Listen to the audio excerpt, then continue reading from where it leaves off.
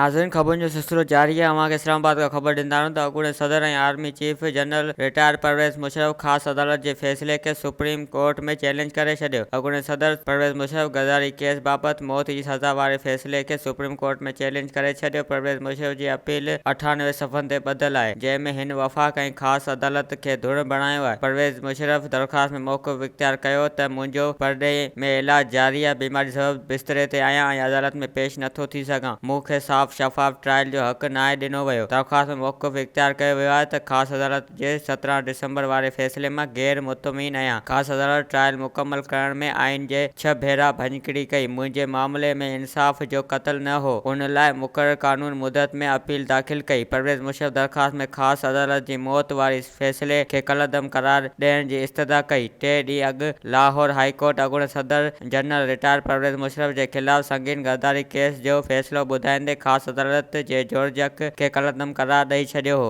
वधीक ख़बरुनि ऐं तफ़सील जे लाइ विज़िट कयो असांजी वेबसाइट awamiNewsHD.com ऐं ॾिसंदा रहो अवामी न्यूज़ HD।